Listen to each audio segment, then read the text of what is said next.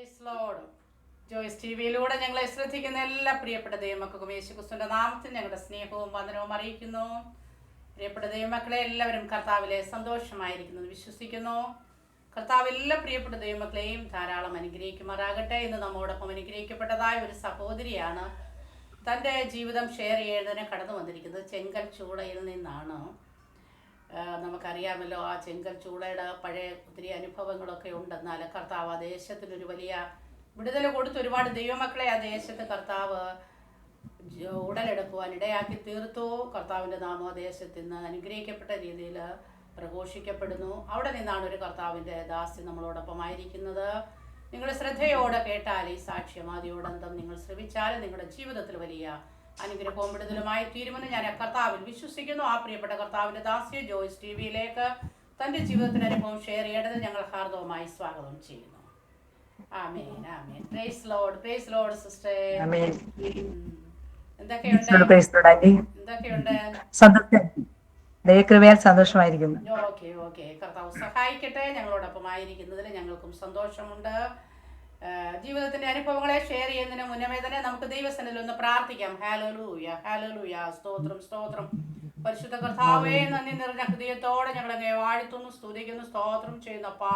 ഞങ്ങളുടെ സാന്നിധ്യം ഞങ്ങളോട് കൂടെ ഇരിക്കണമേ കർത്താവേ. ഹല്ലേലൂയ. ദാസ്യ ദൈവങ്ങളിൽ ഏൽപ്പിക്കുന്നു കർത്താവേ. ദാസ്യെ ബലപ്പെടുത്തണമേ. ജീവിതാനുഭവം ഷെയർ ചെയ്യുവാനുള്ള എല്ലാ ദൈവകൃപയും പരിശുദ്ധാത്മാവ് ദാസ്യയുടെ മേലെ വിടുന്ന പകർന്നു കൊടുക്കണമേ. കേൾവിക്കാർക്ക് അനുഗ്രഹമായി തീരട്ടെ. ഞങ്ങളുടെ നാമം ഈ സാക്ഷ്യത്തിലൂടെ ഉയർത്തപ്പെടട്ടെ കർത്താവേ. നമ്മുടെ സന്നിധിയിൽ ഏൽപ്പിക്കുന്നു യേശുക്രിസ്തുവിന്റെ നാമത്തിൽ തന്നെ. ആമേൻ, ഹല്ലേലൂയ, ആമേൻ, ആമേൻ, ആമേൻ. അവിടെ നിന്ന് ശബ്ദങ്ങൾ അടുത്ത വീടുകളിൽ നിന്നായിരിക്കും ശബ്ദം വരുന്നതെന്ന് തോന്നുന്നു. അടുത്ത് ഒരുപാട് വീടുകളുണ്ട്. നമ്മുടെ കോളനി, ഇതൊരു കോളനിയാണ്. 1200ഓളം വീടുകളുള്ള സ്ഥലമാണ്. അപ്പൊ അതുകൊണ്ട് നമുക്ക് ഈ ചുറ്റിനും ഒരു വീടെന്ന് പറഞ്ഞാൽ നമുക്കിങ്ങനെ നമ്മള് കതക് തുറന്ന് കാല് വെക്കുന്ന അടുത്ത വീട്ടിലോട്ടാണ്.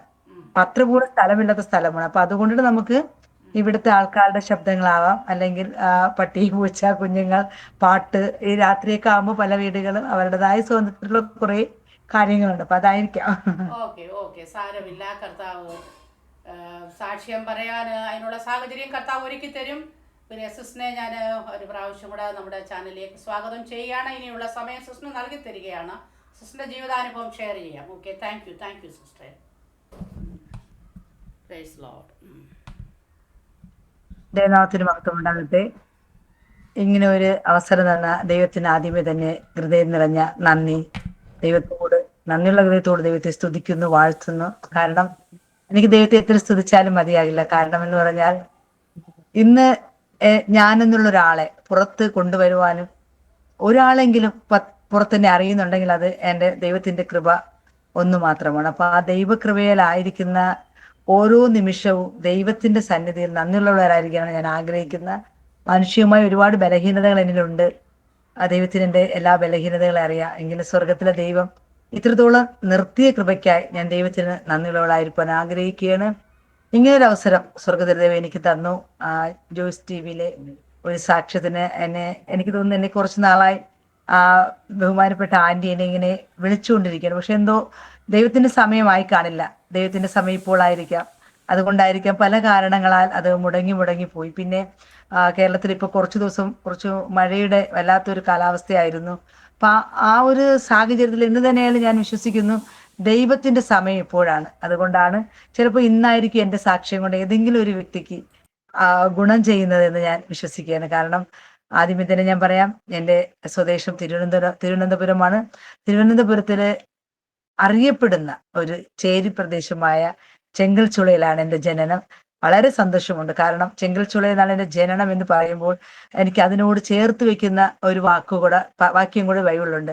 നസറത്ത് നിന്ന് വല്ല നന്മയും കിട്ടുമോ എന്ന് തിരഞ്ഞവരുടെ മധ്യേ സ്വർഗത്തിലെ ദൈവം നമുക്കായി തന്ന സ്വർഗത്തിലെ ദൈവത്തെ, ആ ദൈവമാണ് പാപത്തിന്റെ പട്ടണമായ എൻ്റെ ഈ ചെങ്കൽച്ചുള പ്രദേശത്തെ ഞാൻ എന്നൊരു വ്യക്തി എന്ന് പറഞ്ഞാൽ അത് കുറഞ്ഞു പോകും. 1000 ഒരു കൂട്ടം ദൈവമക്കളെ എഴുന്നേൽപ്പിച്ച സഭയാണ്. ഇന്ന് ഈ ദേശത്ത് 12ഓളം ചർച്ചുകളുണ്ട്.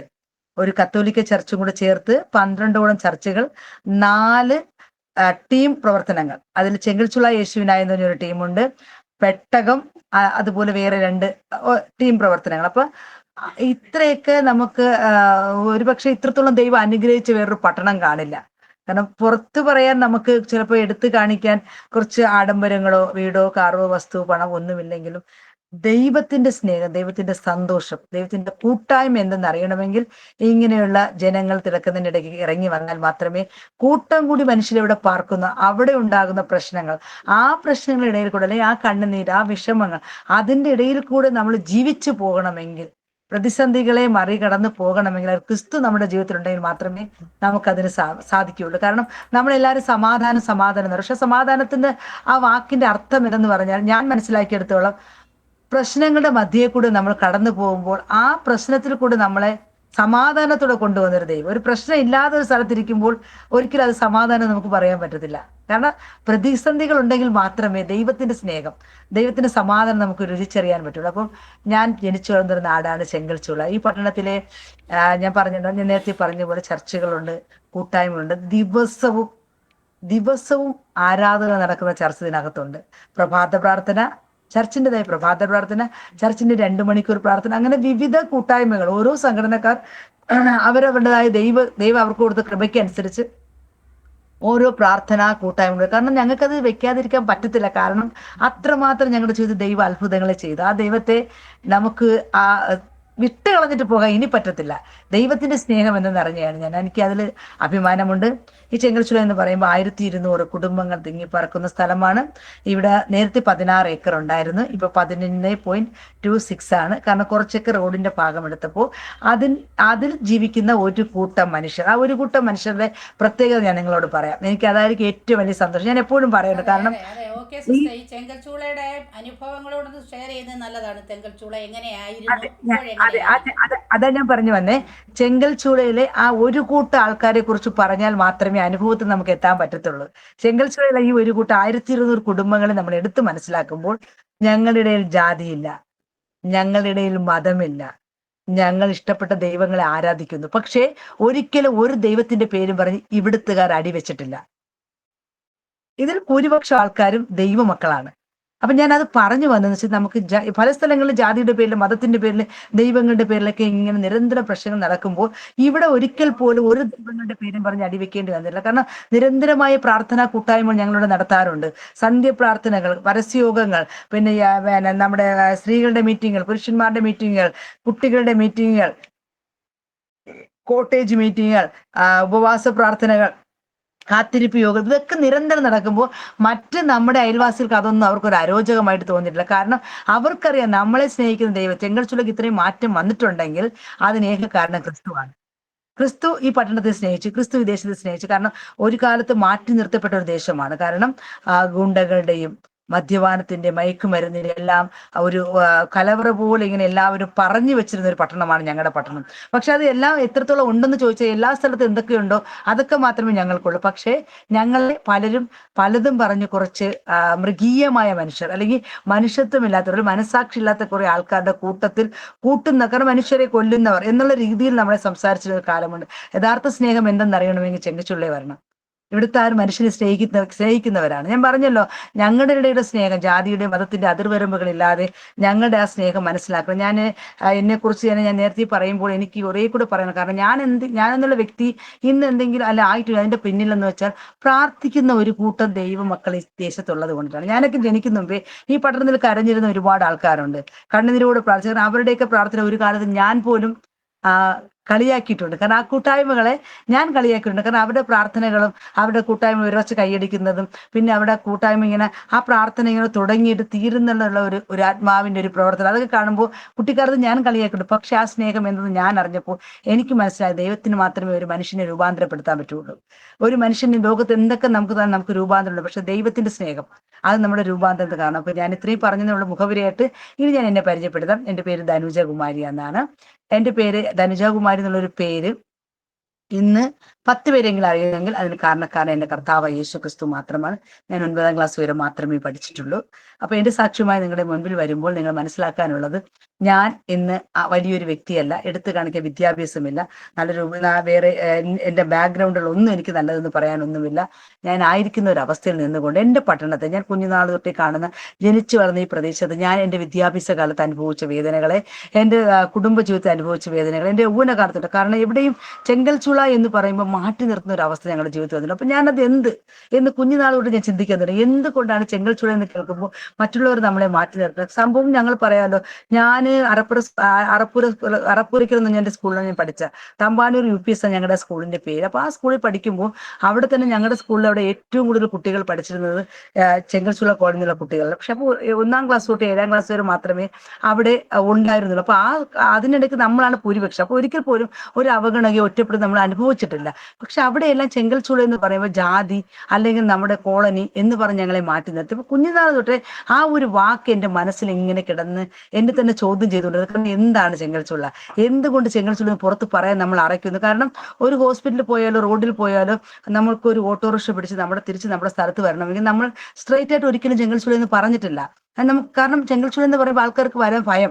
ചിലർ നമ്മളെ കാണുമ്പോൾ അറപ്പോടെ മാറി നിൽക്കുന്നത്, ചിലർ ഭയത്തോടെ മാറി നിൽക്കുന്നത്. അപ്പോൾ ഞങ്ങൾ പലപ്പോഴും ആശ്രയിക്കുന്നത്, ചിലപ്പോൾ ചാല മാർക്കറ്റ് ഞങ്ങളുടെ അടുത്താണ്, അവിടെ നിന്ന് ചെങ്കൽച്ചുള പറഞ്ഞു ഞങ്ങൾ പറയും ഹൗസിംഗ് ബോർഡ്, അല്ലെങ്കിൽ ഫയർഫോഴ്സ്, അല്ലെങ്കിൽ പനവിള ജംഗ്ഷൻ, അല്ലെങ്കിൽ കൈത്തറി ജംഗ്ഷൻ, ഇങ്ങനെ 3-4 പേരുകൾ കോടീകരിച്ചുകൊണ്ടാണ് ഞങ്ങളുടെ ഈ ദേശത്ത് ഞങ്ങൾക്ക് എത്താൻ. കാരണം അത്രമാത്രം ജനം ഒരു കാലത്ത് പേടിച്ചിരുന്ന ഒരു സ്ഥലമാണ് ഈ സ്ഥലം. അപ്പൊ അവിടെ നിന്ന് ഈ തരത്തിലുള്ളൊരു അനുഭവം ഒരു കുട്ടിക്ക് ഉണ്ടാകുമ്പോൾ ആ കുട്ടിക്ക്, പക്ഷെ പുറത്തുള്ളവർ ഇങ്ങനെ കാണുമ്പോൾ ഞാൻ കാണുന്ന സ്നേഹം ഇവിടെ അങ്ങനെയല്ല. കാരണം എല്ലാ മനുഷ്യരും ഒത്തൊരുമയുള്ളവർ, സ്നേഹമുള്ളവർ. കാരണം ഈ വീട്ടിലെ ഇവിടങ്ങളുള്ള എല്ലാ വീട്ടിലും എല്ലാവർക്കും കയറി ചെല്ലാൻ പറ്റും.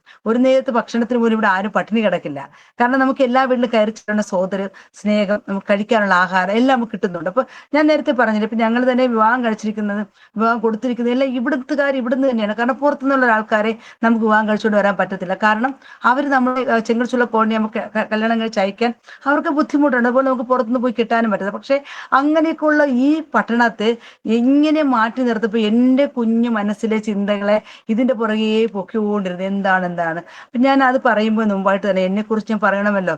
എൻ്റെ പഠനം 9ാം ക്ലാസ് വരെ, പക്ഷെ ഞാൻ പഠിച്ചത് 4 സ്ഥലങ്ങളിലായിരുന്നു. അപ്പൊ എല്ലാവരും ചിന്തിക്കും, 4 സ്ഥലങ്ങൾ പഠിക്കുമ്പോൾ ഒരു കുട്ടി 4 സ്ഥലങ്ങളിൽ പഠിക്കുമ്പോൾ ആ കൊച്ചിന്റെ അമ്മയുടെ അച്ഛൻ്റെയൊക്കെ ജോലിയുടെ ഭാഗമായിട്ട് നമ്മളിങ്ങനെ മാറുന്നത്. ഒരിക്കലും അല്ല. അമ്മയുടെ അച്ഛന്റെ പിണക്കങ്ങൾ, ഇവർ തമ്മിൽ പിണങ്ങി നിന്നാൽ ഒരു 2 വർഷമൊക്കെയാണ് ഇവർ പിണങ്ങി നിൽക്കുന്നത്. അപ്പൊ ഈ 2 വർഷം പിണങ്ങി നിൽക്കുമ്പോൾ എൻ്റെ അച്ഛൻ്റെ ഒരു കൂലിപ്പണിക്കാരൻ CIT ചുമട്ട് തൊഴിലാളിയായിരുന്നു. പക്ഷെ സ്നേഹമുള്ള ഒരു പിതാവായിരുന്നു.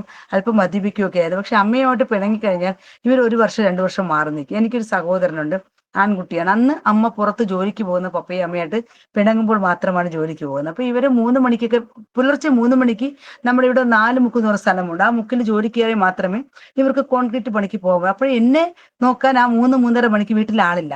അതുകൊണ്ട് അമ്മ എന്നെ കൊണ്ട് ബോർഡിങ്ങിലാക്കും. അപ്പൊ എൻ്റെ ഒരു 4ാം ക്ലാസ്സിലുള്ള 2 വർഷക്കാലത്തെ പഠനം ഞാൻ കൊല്ലത്തുള്ള ഒരു CSI ബാലികാ മന്ദിരത്തിലാണ് പഠിച്ചത്. അവിടുത്തെ പഠനം എന്നെ കുറച്ചും മാറ്റിമറിച്ചു. അന്ന് ഞാൻ ക്രിസ്ത്യാനിയായിട്ടല്ല അവിടെ പോകുന്ന, പക്ഷെ അവിടെ ഒരു CSIയുടെ ബോർഡിങ്ങിലായിരുന്നെങ്കിലും ഞാൻ ജനിച്ചത് ഒരു ക്രിസ്ത്യൻ കുടുംബത്തിലാണെങ്കിലും ഞാൻ നേരത്തെ പറഞ്ഞില്ല, എല്ലാത്തിനും ചേരുന്ന ആൾക്കാരായിരുന്നു. കാരണം നമുക്ക് മുസ്ലിങ്ങളുടെ ആഘോഷം വന്നാൽ നമ്മൾ അതിലാഘോഷിക്കും, ക്രിസ്തുവിന്റെ ആഘോഷം വന്നാൽ ക്രിസ്ത്യാനികളായിട്ട് ആഘോഷിക്കും, ഓണം വന്നാൽ ഓണം. അന്ന് ഇത്രയും വ്യക്തമായിട്ട് നമുക്ക് എന്താണ് ചെയ്യണമെന്ന് അറിയില്ല, എല്ലാത്തിനും കൂടുന്ന ഒരു മനുഷ്യരായിരുന്നു. അപ്പം അവിടെ ചെന്നപ്പോൾ ക്രിസ്ത്യാനിന്ന് അറിയാം, പക്ഷെ ആ 2 വർഷത്തെ ബോർഡിങ്ങിലെ ജീവിതം എന്നെ മാറ്റി. കാരണം അവിടെ ഞങ്ങൾക്ക് കുറേ നല്ല പാഠങ്ങൾ കിട്ടി. നമ്മൾ ഓരോ ദിവസം ചെയ്യുന്ന കാര്യങ്ങൾ അവിടുത്തെ വാർഡനൊക്കെ പറയും, നിങ്ങൾ കുട്ടികളാണ്, അപ്പൊ നിങ്ങൾക്ക് നിങ്ങളുടേതായ തെറ്റും ശരിയെ ബോധ്യപ്പെടണമെങ്കിൽ ഒരു ദിവസം നിങ്ങൾ എന്ത് ചെയ്തു എന്ന് എഴുതുക. ഒരു നോട്ട് ബുക്കും ഒരു പേനയും എടുക്കുക, അന്ന് നിങ്ങൾ ചെയ്ത കാര്യങ്ങൾ എഴുതുക. പിറ്റേ ദിവസം നിങ്ങളത് വീണ്ടും നോക്കുക, നിങ്ങൾ അതിൽ എത്ര കാര്യം വീണ്ടും ആവർത്തിച്ചിട്ടുണ്ട്. അല്ല, നിങ്ങളത് ചെയ്തിട്ടില്ലെങ്കിൽ അതിന് നിങ്ങൾ ഇൻഡു കൊടുത്ത് മാർക്ക് കൊടുത്ത് വിടുക എന്ന് പറഞ്ഞു. ഞാൻ ഒരു പക്ഷേ ഒരു 3-4 കാര്യങ്ങൾ എഴുതുള്ളൂ. കാരണം ഒരു കുട്ടിയെ അടിച്ചു, അല്ലെങ്കിൽ അവരുടെ പേന എടുത്തു, അല്ലെങ്കിൽ അവരുടെ ബുക്ക് കീറി, അല്ലെങ്കിൽ കള്ളം പറഞ്ഞ ആ കുട്ടിക്ക് അടി വാങ്ങിച്ചു, ഇതൊക്കെ ആയിരിക്കും. പക്ഷെ ആ 4 കാര്യം എനിക്ക് ഒരിക്കലും മാറ്റാൻ പറ്റില്ല. കാരണം ഒരു കുട്ടിയുടെ ജീവിതത്തിൽ ഉണ്ടാകുന്ന സാഹചര്യമാണ് ആ സാഹചര്യം. നമുക്ക് ഒരിക്കലും അത് പെട്ടെന്ന് നമുക്ക് മാറ്റാൻ പറ്റില്ല. കാരണം നാളെയും കുട്ടികൾ സ്കൂളിൽ വരുമ്പോൾ തല്ലുകൂടാറുണ്ട്, അങ്ങോട്ടും ഇങ്ങോട്ടും പിച്ചാറുണ്ട്. അപ്പൊ അതുണ്ടാകും. പക്ഷെ ആ എഴുത്തിനെ ഞാൻ ഇഷ്ടപ്പെട്ടു, അത് എൻ്റെ കൂടെ ഞാനിങ്ങ് എടുത്തു. ആ എഴുത്തിന് ഞാനിങ്ങ് എൻ്റെ കൂടെ. പക്ഷെ ഞാൻ അവിടെ നിന്ന് വീണ്ടും ഇവിടെ വന്നു. വീണ്ടും ഞാൻ ഇവിടെ സ്കൂളിൽ പഠിച്ചു, കോട്ടൺ സ്കൂളിൽ പഠിച്ചു. അവിടെ നിന്ന് വീണ്ടും ശ്രീചിത്ര ഹോമിൽ കൊണ്ട് അമ്മയൊക്കെ. അപ്പൊ അവിടെയൊക്കെ ഉണ്ടായിരുന്ന കുറേ വിഷയങ്ങൾ എനിക്കുണ്ട്. കാരണം മാറ്റി നിർത്തുന്ന ഒരവസ്ഥ, ജാതി പറയുന്ന ഒരവസ്ഥ, കോളനി എന്ന് പറയുന്ന അവസ്ഥ, കുട്ടികളെ നമ്മുടെ കൂട്ടുകൂടാൻ വിടാത്തൊരവസ്ഥ, നമുക്ക് തുടർ പഠനത്തിന് അഡ്മിഷൻ കിട്ടാത്തൊരവസ്ഥ, നമ്മൾ താമസിക്കുന്ന സ്ഥലത്ത് നമുക്ക് നമ്മുടേതായ ഒരു അഡ്രസ്സ് ഇല്ല, പക്ഷെ നമ്മളെല്ലാവരും ഇവിടെ കിടക്കുന്നു. ആരും നമ്മളെ മാറ്റി വിടുന്നില്ലെങ്കിൽ പോലും നമ്മുടെ പേരിൽ നമുക്കൊരു സ്ഥലമില്ല, വസ്തുവില്ല, കിടക്കുന്ന സ്ഥലം നമ്മുടെ പേരിലല്ല, ഗവൺമെന്റിന്റെ പേരിലാണ്. ഇതൊക്കെ എന്തുകൊണ്ട് ചിന്തിച്ചു? ഇതൊക്കെ ഞാൻ ആ കുട്ടിക്കാലത്തെ എഴുതി വെക്കുമായിരുന്നു. എന്റെ മനസ്സിൽ തോന്നുന്ന കാര്യങ്ങളെ ഞാൻ എഴുതി കുറിച്ചിടുമായിരുന്നു. പക്ഷെ അന്ന് എനിക്കൊരു സ്വന്തമായിട്ടൊരു വീടോ ഒരു മേശയോ ഒരു ഡയറിയോ ഒരു പേനയോ ഒന്നും ഇല്ലാത്ത ഒരാളാണ്. അപ്പോൾ പലപ്പോഴും ഞാൻ എഴുതുന്ന എഴുത്തുകൾ എന്ന് പറഞ്ഞാൽ അക്ഷരങ്ങളുടെ പുറത്തുകൂടെ എഴുതുന്ന ഒരാളായിരുന്നു. എന്ന് പറഞ്ഞാൽ അന്ന് അമ്മ പലവ്യഞ്ജനങ്ങളൊക്കെ വാങ്ങാൻ കടയിൽ പറഞ്ഞുവിടും, വഴിയൊക്കെ പൊതിഞ്ഞു തരുന്ന ന്യൂസ് പേപ്പറിലാണ്. ആ ന്യൂസ് പേപ്പർ ഇവിടെ വീട്ടിൽ കൊണ്ടുവന്നാൽ ചിലപ്പോൾ അതിന്റെ പുറത്ത് എനിക്ക് വായിക്കാനും എഴുതാൻ ഇഷ്ടമുള്ള ആളാണ്. എന്ന് പറഞ്ഞാൽ ഞാൻ ആരുടെയും പുസ്തകം എനിക്ക് വായിക്കാൻ പറ്റത്തില്ല. കാരണം ആഗ്രഹം ഉണ്ടെങ്കിൽ പോലും ഇവിടുത്തെ ഒരു ലൈബ്രറിയിലും ഞങ്ങളെയൊന്നും കേട്ടത്തില്ല. കോളനിയിലെ കുട്ടികളായതുകൊണ്ട് ഞങ്ങളെയൊന്നും കേറ്റാറില്ല. അപ്പൊ നമുക്കത് വായിക്കാൻ പറ്റില്ല. പിന്നെ എന്റെ വായനയുടെ ബലം എന്ന് പറഞ്ഞാൽ ഞങ്ങളുടെ അടുത്തുള്ള അമ്മമാരെല്ലാവരും ഈ ആക്രി പുറക്കാൻ പോകും. പണ്ട് വീടുകളിൽ നിന്നൊക്കെ ഇങ്ങനെ തകരം, പാട്ട, കുപ്പികൾ, പുസ്തകങ്ങളൊക്കെ ഇങ്ങനെ ശേഖരിക്കാൻ പോകും. അപ്പൊ ഇവരിങ്ങനെ പോയിട്ട് വരുമ്പോൾ ശരിക്കും പുസ്തകങ്ങൾ കൊണ്ടുവരും, വായിച്ചു കഴിഞ്ഞ പുസ്തകങ്ങൾ. ഇതിനെ ഞാനൊരു കൂട്ടമായിട്ട് എടുത്തുകൊണ്ടുപോയി വായിക്കും.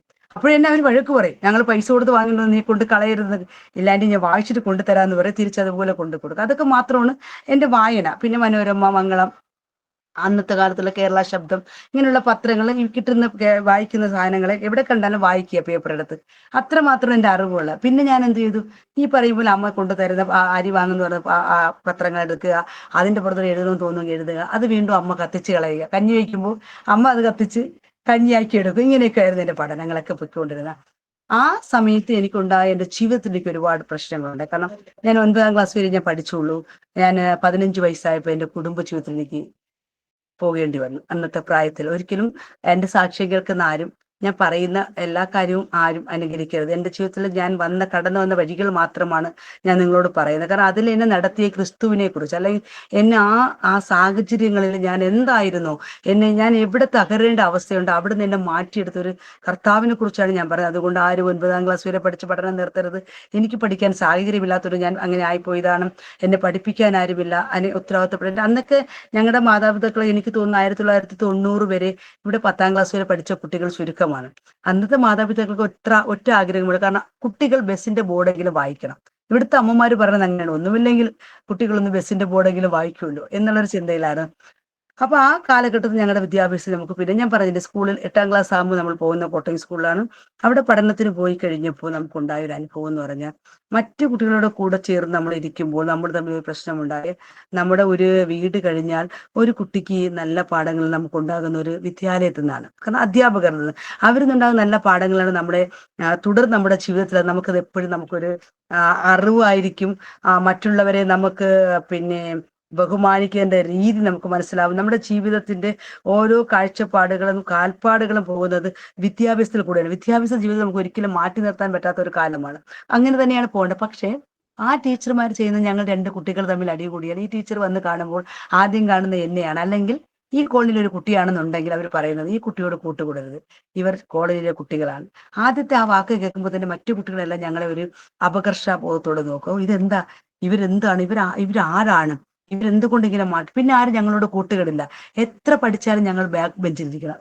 ഇതൊക്കെ ഞങ്ങളുടെ ജീവിതത്തിൽ ഒരു അനുഭവമായിട്ട് ഞങ്ങൾ കടന്നു പോകുന്ന ഒരു സാഹചര്യം. അങ്ങനെ പിന്നെ നമ്മൾ എന്ത് ചെയ്യും, നമ്മൾ ഒരിക്കലും ഒറ്റപ്പെടുന്ന സ്ഥലത്ത് പോകാൻ ആരും ആഗ്രഹിക്കില്ല. ആരെങ്കിലും ആഗ്രഹിക്കുമോ? ഒരിക്കലും ആഗ്രഹിക്കില്ല.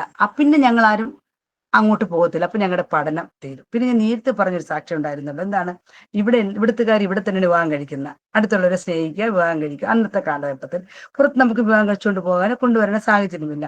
അങ്ങനെ എൻ്റെ വീടിനടുത്തുള്ള ഒരാളുമായി തന്നെ ഞാൻ പ്രണയത്തിലാവുകയും കുഞ്ഞുനാളിൽ തന്നെ ഒരു 15 വയസ്സാവും വിവാഹം കഴിഞ്ഞു. ഒരിക്കലും 15 വയസ്സിലുള്ള വിവാഹ ജീവിതം ഒരു മനുഷ്യനും തുടരില്ല. കാരണം പക്വതയില്ലാത്ത പ്രായത്തിലുണ്ടാകുന്ന വിവാഹ ജീവിതത്തിൽ ഉണ്ടാകുന്ന പ്രതിസന്ധികളും പ്രശ്നങ്ങളും വളരെ വലുതാണ്. നമുക്കൊന്നും ആരോടും പറഞ്ഞ് മനസ്സിലാക്കാക്കില്ല. കാരണം എല്ലാം കൊണ്ട് നമ്മൾ തകർന്നു പോകുന്ന ഒരു പ്രായമാണ് 15 വയസ്സെന്നൊക്കെ പറയുമ്പോൾ. കുട്ടിയാണ്, കളിച്ചു നടക്കേണ്ട പ്രായത്തിൽ കുട്ടികളെ നമുക്ക് ചുമക്കുക എന്ന് പറയുമ്പോൾ ആ ഒരു കുട്ടിക്കുണ്ടാകുന്ന ഒരു പ്രശ്നം. അപ്പം ഹസ്ബൻഡ് അന്ന് 20 വയസ്സാണ്. ഹസ്ബൻഡ് ഒരു ഡാൻസർ ആയിരുന്നു. പുള്ളി കുറച്ച് മദ്യപിക്കുന്നൊക്കെ ആളാണ്. കാരണം കുറ്റം പറയാൻ പറ്റില്ല. പക്വതയില്ലാത്ത പ്രായത്തിൽ 2 കുട്ടികൾ തമ്മിൽ വിവാഹം കഴിഞ്ഞാൽ കുട്ടിക്കളിയായി മാറും, ഇല്ലേ? അതാണ് അവിടെ നടന്നത്. അപ്പം എനിക്ക് 2 കുഞ്ഞുങ്ങൾ ജനിച്ചു. ഒരു കുഞ്ഞിന് 1 വയസ്സായപ്പോൾ രണ്ടാമത്തെ കുഞ്ഞ് ജനിച്ചു. ഇപ്പം ജീവിതത്തിൽ ഞാൻ കുഞ്ഞുനാൾ തൊട്ടേ കുറച്ചൊരു ബോൾഡായ ക്യാരക്ടറാണ്. അപ്പം എല്ലാവരുടെടുത്തും എനിക്ക് മറ്റുള്ളവര് എന്തെന്ന് ചോദിക്കാൻ മടിക്കുന്ന സ്ഥലം ഞാൻ ചോദിക്കും. എന്ത് എന്ന് ചോദിക്കും. അപ്പൊ അതുകൊണ്ട് ഞാനൊരു ബാക്കിയുള്ളവരുടെ മുമ്പിലൊക്കെ എപ്പോഴും ഒരു ചോദ്യചിഹ്നമാണ്.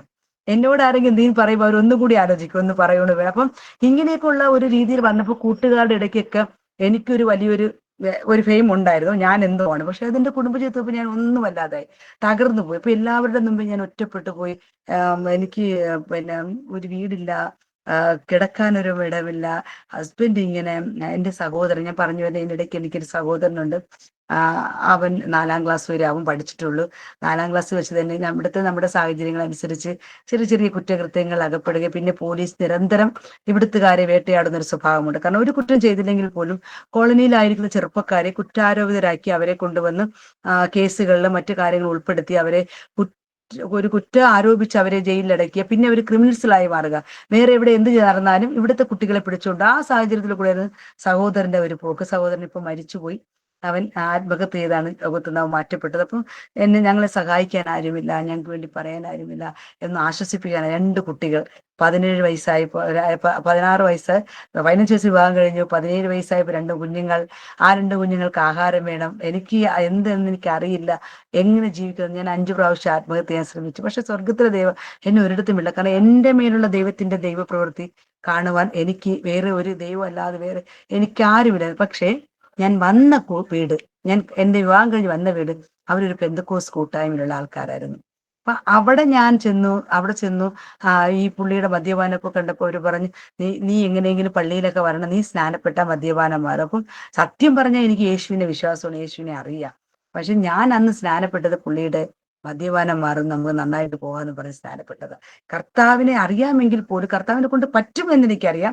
പക്ഷെ അത്രത്തോളം അതിനു വേണ്ടിയിട്ട് നമുക്ക് കുറെ കാര്യങ്ങൾ നമ്മൾ ചെയ്യണം. ദൈവത്തോട് അടുത്തിരിക്കുന്നവർക്കാണ് സദാ പക്ഷപാതം ചെയ്യുന്ന ദൈവം, അല്ലെ? ഞാൻ അങ്ങനെയല്ല.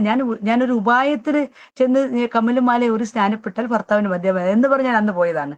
അന്നത്തെ എന്റെ വിശ്വാസം എത്രമാത്രം എന്ന് ചോദിച്ചാൽ എനിക്ക് ശക്തമായിട്ട് പറയാൻ പറ്റും, ഒന്നുമില്ല. ഭർത്താവിന് മദ്യപാനം നിർത്തണം, അതായിരുന്നു എന്റെ വിശ്വാസം.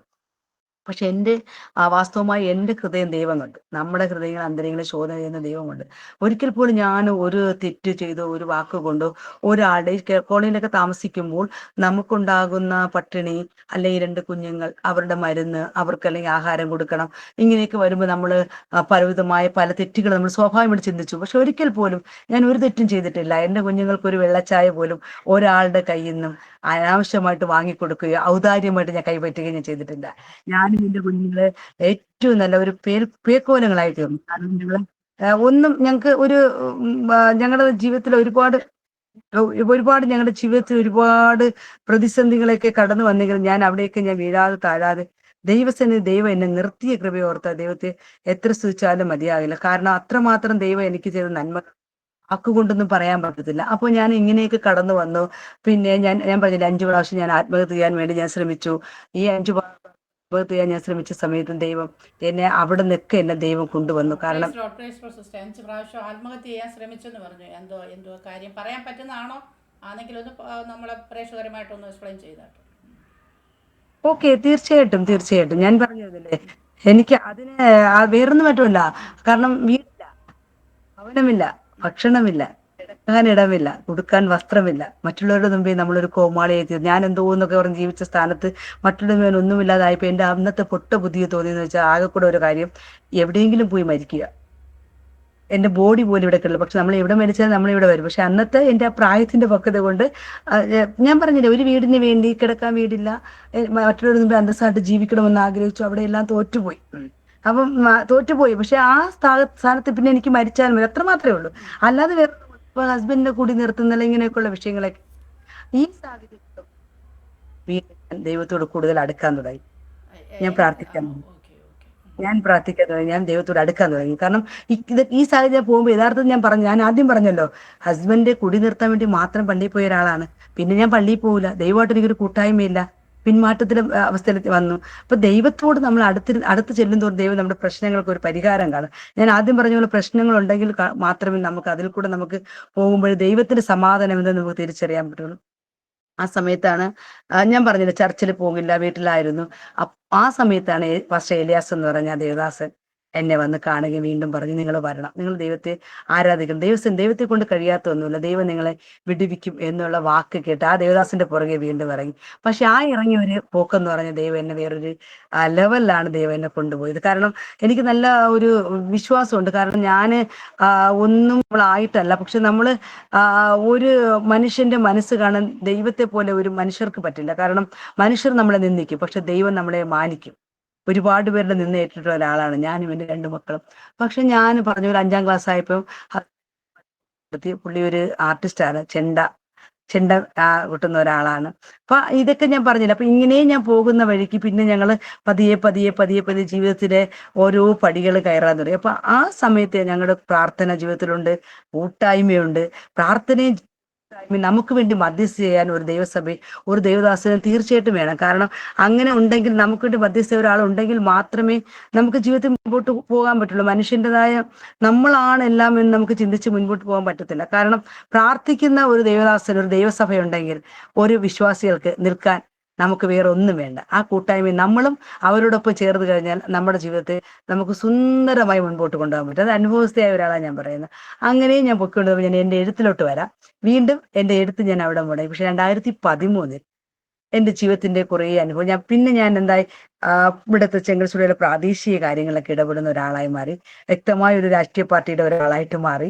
എല്ലാ കാര്യങ്ങൾക്ക് ഇടപെടുകയും, കാരണം നമുക്ക് വേണ്ടി ശബ്ദിക്കുന്ന ഒരു ശബ്ദമായി മാറാണമല്ലോ എന്ന് ഉദ്ദേശിച്ച്. കാരണം കോളനിയിലുള്ള നമ്മളെപ്പോലെ പാവപ്പെട്ട ഒരുപാട് പേരുണ്ട്. പല രാഷ്ട്രീയക്കാരും നമ്മളെ കരുവാക്കുക എന്ന രീതിയിലൊക്കെ വരുമ്പോൾ പ്രാദേശികമായ കാര്യങ്ങളിലൊക്കെ ഇടപെട്ടുന്ന ഒരാളായി തീർന്നു. വ്യക്തമായ രാഷ്ട്രീയ പാർട്ടിയുടെ ഒരാളായി മുൻപോട്ട് പോയിക്കൊണ്ടിരുന്നപ്പോൾ കുറച്ച് ആൾക്കാർ ഈ ചെങ്കൽശുള എന്ന് പറഞ്ഞ പട്ടണത്തിൽ വന്നിട്ട് അവർക്ക് കുറച്ച് പലരും വരാറുണ്ട്. കാരണം ഇവിടെ അവരുടെ ഒരു പഠന കേന്ദ്രമായിട്ട് വന്ന് മാറ്റിയിട്ട് പോകും. എന്ന് വെച്ചാൽ അവരുടെ വിദ്യാഭ്യാസത്തിന് വേണ്ടിയിട്ട്, അവരുടെ ഒരു പ്രോജക്റ്റിന് വേണ്ടി വരും, നമ്മളെ കുറെ ഇവരെ കാണാൻ പോകും. അപ്പൊ ഇങ്ങനെ ഈ കാലഘട്ടത്തിൽ തന്നെയാണ് ഇടം സാംസ്കാരിക പരിപാടി എന്ന് പറഞ്ഞ് കുറച്ച് ആൾക്കാർ ഇവിടെ വന്നു. കുറച്ച് എഴുത്തുകാരുടെ ഒരു കൂട്ടായ്മ. അവരോട് ഞാൻ വളരെ രോക്ഷത്തോടെ കൂടെ സംസാരിച്ചു. കാരണം എല്ലാവരും വന്ന് ഞങ്ങളൊരു പഠനമാക്കിയിട്ട് പോകും, പക്ഷെ നിങ്ങൾ ആരും കോളനിക്ക് വേണ്ടി ഒന്നും ചെയ്യുന്നില്ല എന്ന് പറഞ്ഞു.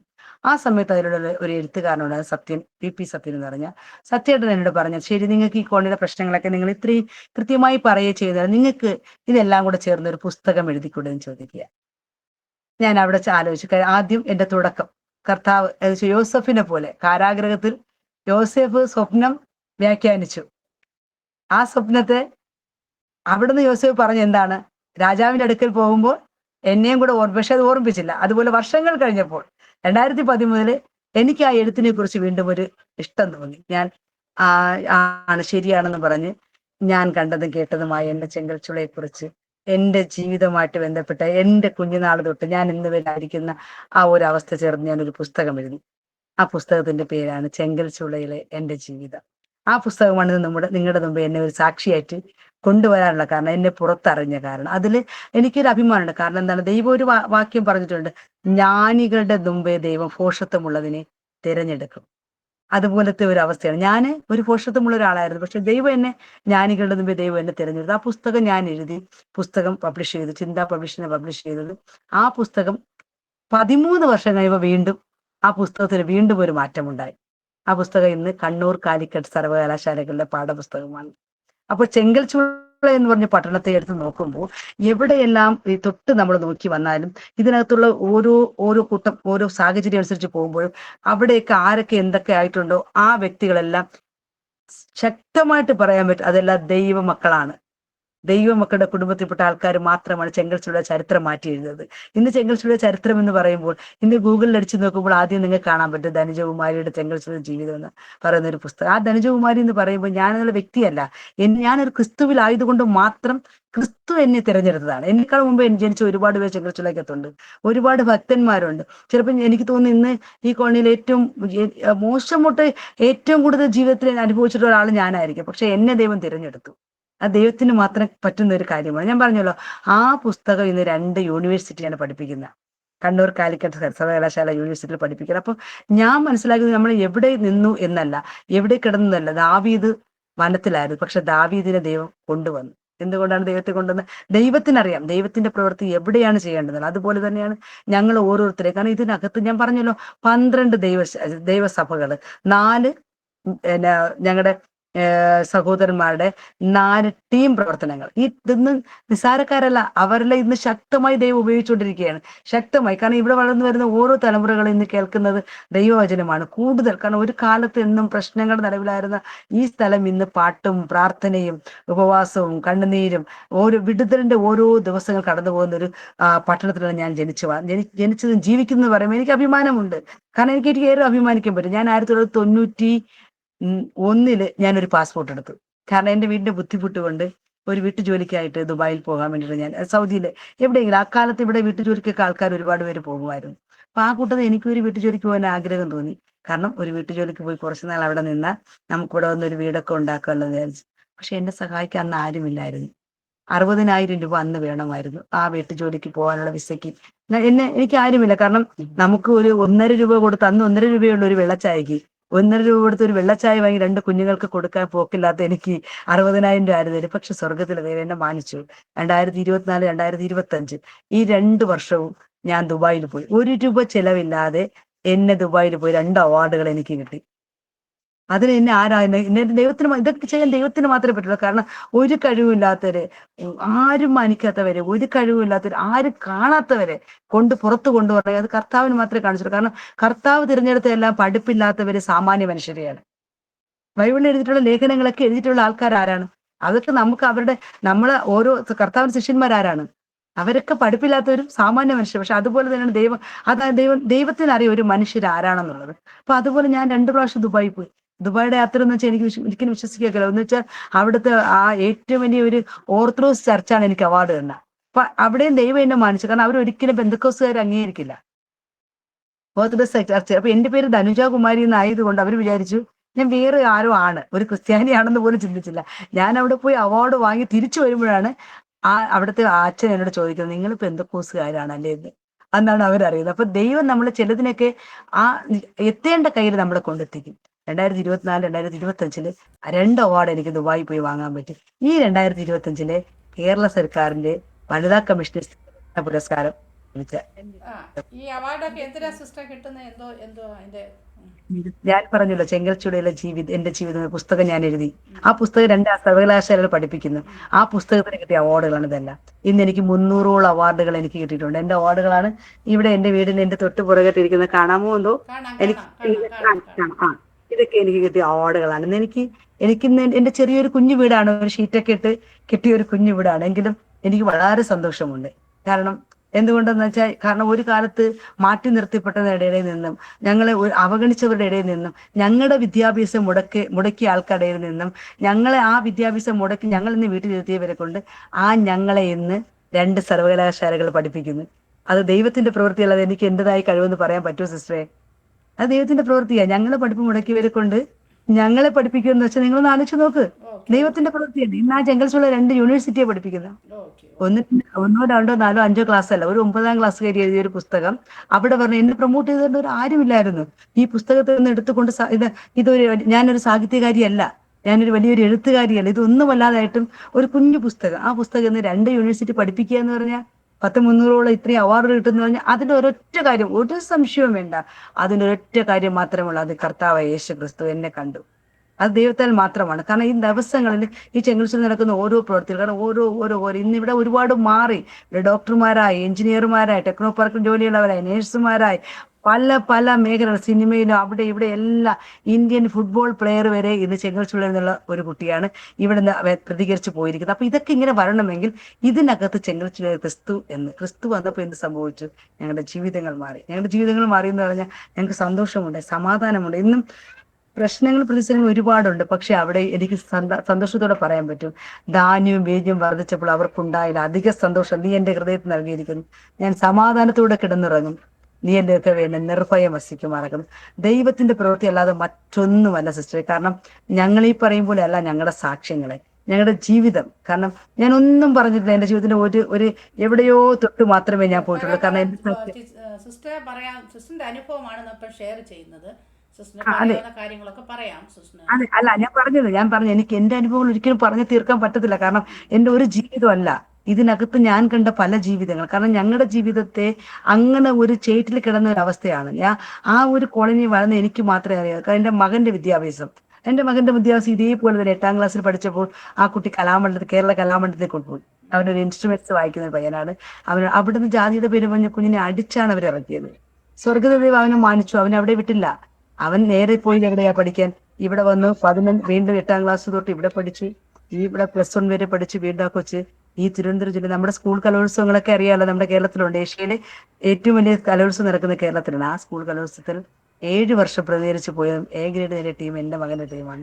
അവൻ പിന്നെ എന്ത് ചെയ്തു, അവനെ തള്ളിക്കളഞ്ഞ് കലാമണ്ഡലം തള്ളിക്കളഞ്ഞെങ്കിലും അവൻ AR റഹ്മാന്റെ കോളേജിൽ പോയി പഠിച്ചു, മ്യൂസിക് പ്രൊഡക്ഷൻ കൺട്രോൾ പഠിച്ചിറങ്ങി. ഇന്ന് ഒരു നല്ല ഒരു മ്യൂസിക് ബാൻഡ് ഉണ്ട്.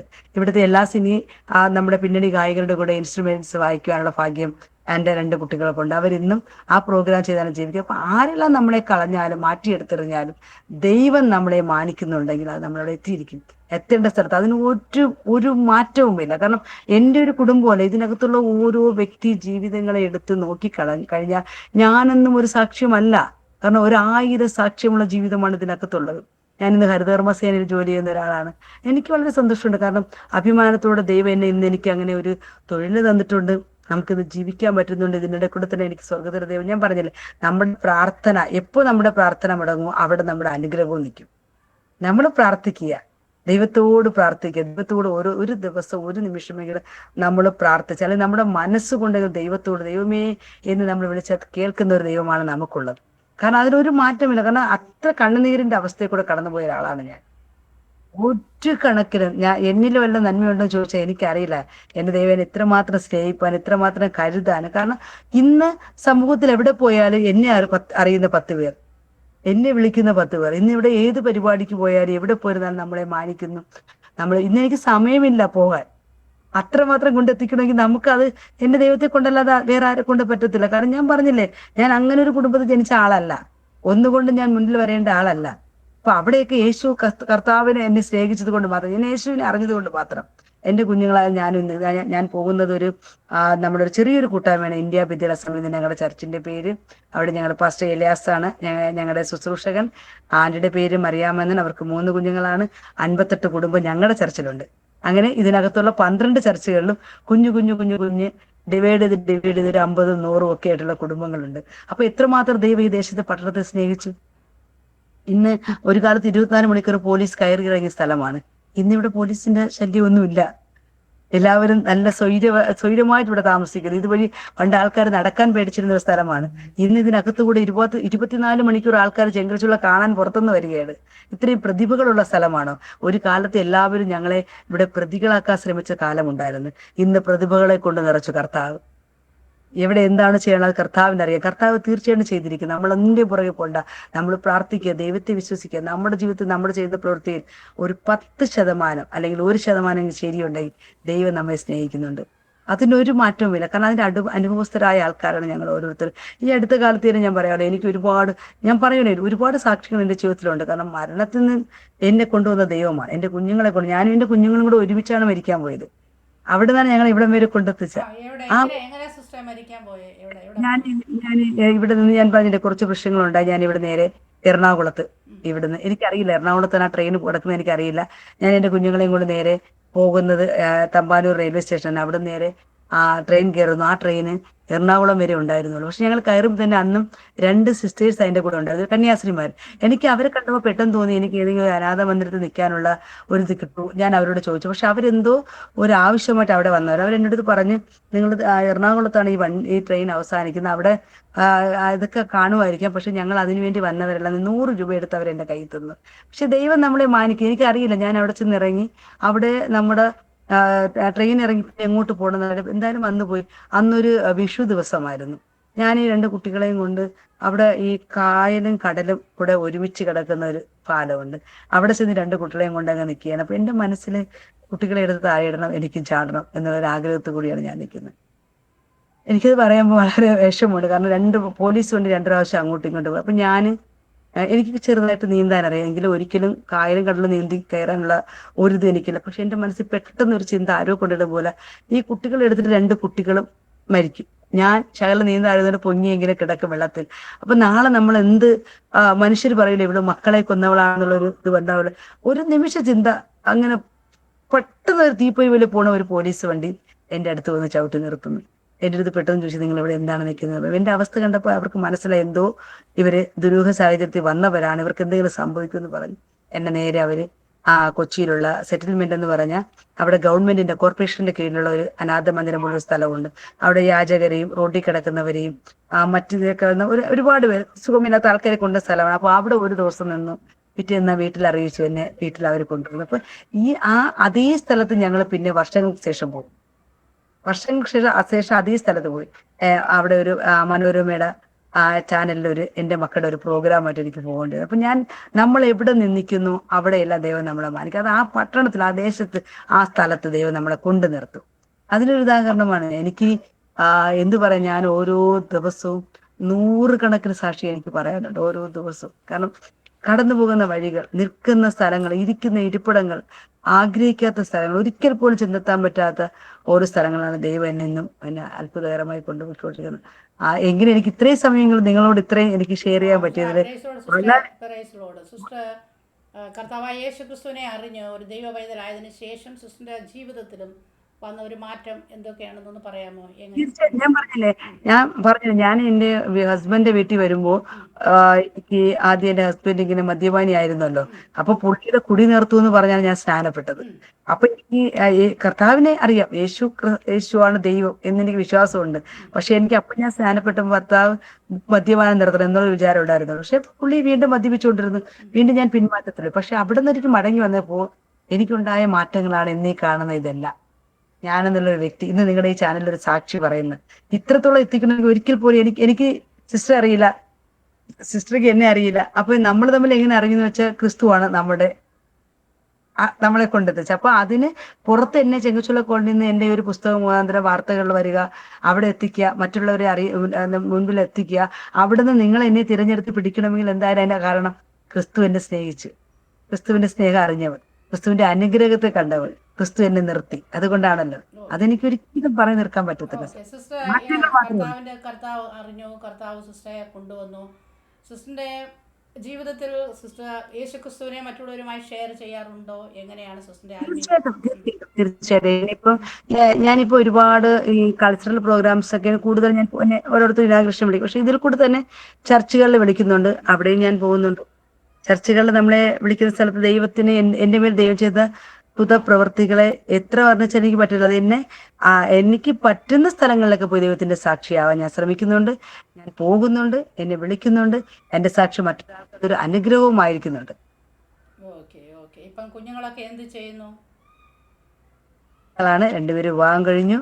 മൂത്താള് രണ്ടുപേരും മ്യൂസീഷ്യന്മാരാണ്, മ്യൂസിക്കാണ് അവരുടെ പ്രൊഫഷണൽ. അവർക്ക് രണ്ട് പെൺകുഞ്ഞുങ്ങളാണ്. മൂത്താളുടെ പേര് ടലീത്ത എന്നാണ്, ഇളയാളുടെ പേര് ടാമ എന്നാണ്. മരുമക്കൾ രണ്ടുപേരുണ്ട്. അവര് രണ്ടുപേർക്കും ഒരാള് ഫിസിയോതെറാപ്പിസ്റ്റ് ആണ്, ഒരാൾ ANM നേഴ്സിംഗ് കോഴ്സ് പഠിച്ചതാണ്. പക്ഷെ രണ്ടുപേരും ജോലിക്ക് പോകുന്നില്ല, കാരണം കുട്ടികളുടെ പഠനമൊക്കെ ആയിട്ട് വീട്ടിൽ തന്നെയാണ്. സിസ്റ്റർ എങ്ങനെ ഹരിതകർമ്മ സേനയില് സിസ്റ്റർ എങ്ങനെയാ ജോലി കിട്ടിയത്? ഞാൻ പറഞ്ഞില്ല, ഇതിന്റെ അകത്ത് ഇപ്പൊ ഞാൻ 9ാം ക്ലാസ് വരെ പഠിച്ചിട്ടുള്ളൂ. അപ്പൊ നേരത്തെ ഞങ്ങൾ ഇവിടെ ഈ അയൽക്കൂട്ടങ്ങൾ, കുടുംബശ്രീ ഒക്കെ ഉണ്ടല്ലോ. അപ്പൊ അത് മുഖാന്തരം ഞങ്ങൾ ഈ വീടുകളിൽ നിന്നും ഫുഡ് വേസ്റ്റ് കോർപ്പറേഷന്റെ ഇതിൽ നമ്മൾ ശേഖരിച്ചു കൊടുക്കുന്ന ഒരു ഞങ്ങളുടെ അയൽക്കൂട്ടം വഴിയുള്ള ഒരു ജോലിയായിരുന്നു. അതിനെ പിന്നെ ഇപ്പൊ കോർപ്പറേഷൻ ഹരിതകർമ്മ സേനയായി പ്ലാസ്റ്റിക് വീടുകളിൽ ശേഖരിക്കുക എന്നുള്ളൊരു പദ്ധതി കോർപ്പറേഷൻ കൊണ്ടുവന്നപ്പോൾ ഞാൻ അതിലോട്ട് മാറി ആ ജോലി ചെയ്യും.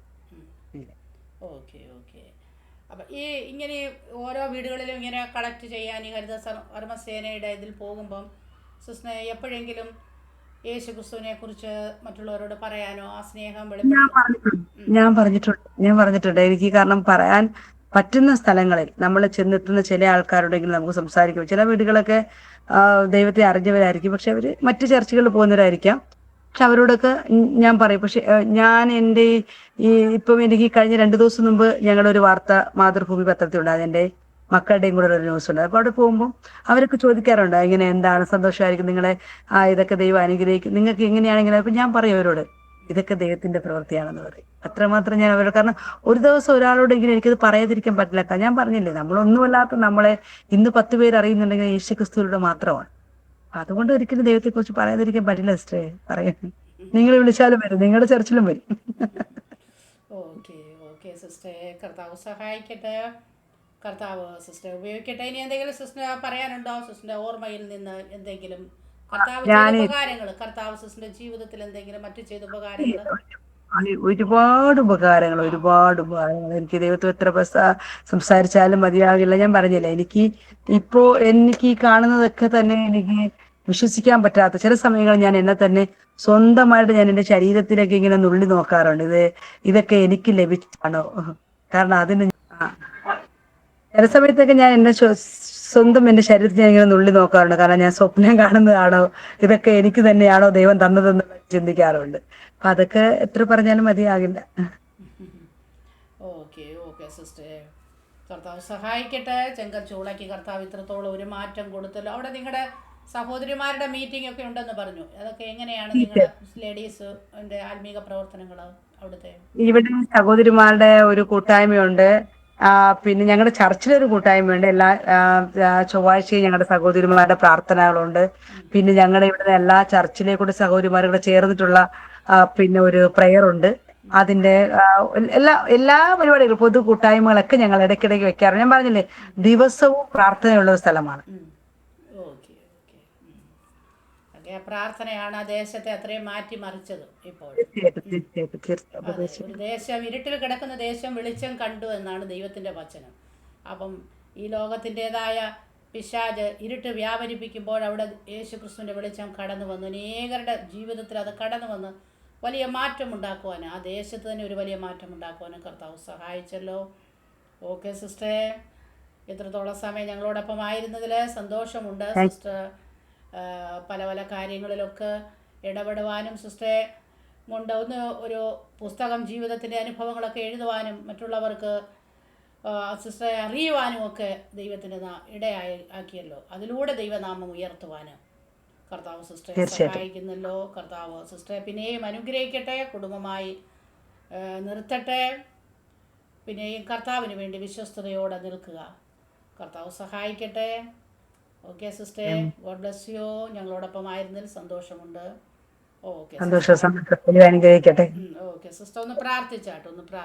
സ്തോത്രം സ്തോത്രം. സ്തുതിക്കുന്നു, വാഴ്ത്തുന്ന കർത്താവേ, വാഗ്ദത്തങ്ങൾ വിശ്വസ്തന് വാക്ക് മാറാത്തവന് വാഴ്ത്തപ്പെട്ട നല്ല സ്വർഗീയ പിതാവേ, അനുഗ്രഹിക്കപ്പെട്ട നല്ല സമയത്തിനായ സ്തോത്രം കർത്താവേ. അപാദേവി പല കർത്താവ് ദിവസങ്ങളായി കർത്താവെ പ്രിയ കൃതദാസി അടയാളെ കർത്താവെ അപാദേവി ഹാലി കർത്താവ് ഞങ്ങളോട് സംസാരിക്കുകയും കർത്താവ് സാക്ഷ്യത്തിനായ സ്വർഗമേ, ഞങ്ങൾ പലപ്പോഴും ആഗ്രഹിച്ചിരിക്കുന്ന ദിവസങ്ങൾ ഉണ്ടാകുന്നത് ഇന്ന് കർത്താവ് രാത്രി കാലം ദൈവം ഒരുക്കിയ നല്ല സന്ദർഭത്തിനായ സ്തോത്രം കർത്താവ്. ദൈവം ചെയ്ത ഉപകാരങ്ങളെ കർത്താവെ അപാദേവി അത് കർത്താവെ സ്തുതിച്ചാലും മതിയാകില്ല കർത്താവ്. ദൈവം എന്റെ ഹൃദയത്തിൽ, എന്റെ ഭവനത്തിൽ, എന്റെ ദേശത്തിൽ കർത്താവ്, എന്റെ കുടുംബത്തിൽ എനിക്ക് വേണ്ടി ചെയ്ത നന്മകൾക്ക് ഞാൻ അവനെന്ത് ഉപകാരം ചെയ്യും കർത്താവെ.